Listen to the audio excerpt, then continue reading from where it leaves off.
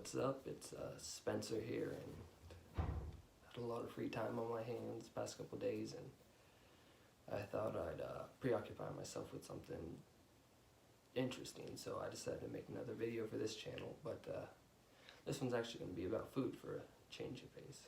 For this video, I've decided to take 3 of my favorite ethnic foods from different cuisines and make a video about them.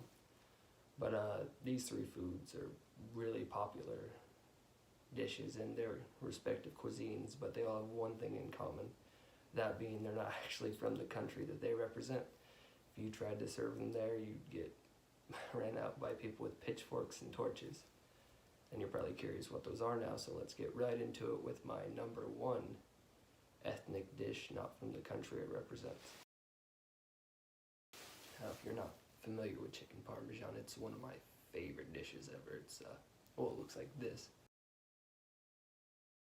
Just a piece of chicken, fried, sauce, cheese, noodles, and it's really good, but it's not Italian per se. They had something similar in Italy. It's called eggplant parmigiano. I'm probably ruining that, but that'd be the basis for the idea, but it didn't come into existence. Chicken Parmesan didn't until Italian immigrants came to the US, and there was a lot of chicken lying around, so they decided to incorporate that into their dish, which today it's a very popular Italian-American dish, but anybody who ordered that in Italy would be ran out by angry Italian grandmas.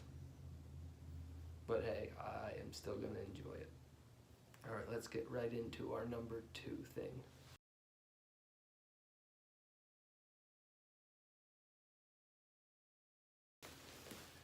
Alright, General Tso's chicken. It's very tasty, very filling, but very, very American. I mean, you can just look at it to tell the sauce. It's made from tomato products. It's very similar to just standard American sauces. The Chinese, they're not really as big into the pre-made sauces like we are. The orange chicken, the General Tso's chicken, the sweet and sour chicken. Now, I've had at least one authentic Chinese dish. It was a Peking duck, which was a duck that is filled with air so that the skin becomes crispy. It's quite delicious. But when the Chinese came here as immigrants, they developed their own food culture here. And that's where we get our General Tso's and all those other dishes that we would call Chinese, but they probably won't ever serve over there.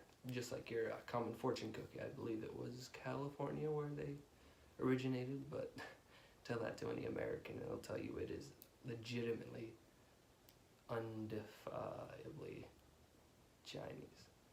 So let's move on to our last dish, which actually did not originate in America.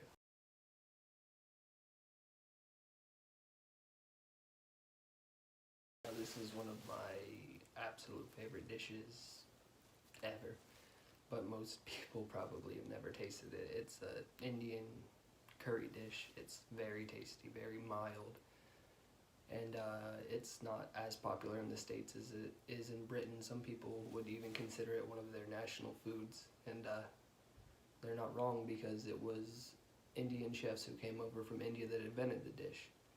But strictly speaking, it's not from India. You wouldn't see it served there, but you know, I wouldn't mind going to a pub in England and getting me a nice bowl of Tikka Masala like they've been making it there for generations.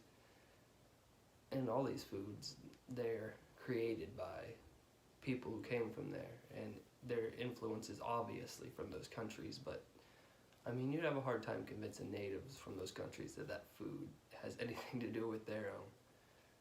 But you know what? This land is a great melting pot, and I'm glad we have all these American twists on classic recipes, and I hope to discover more.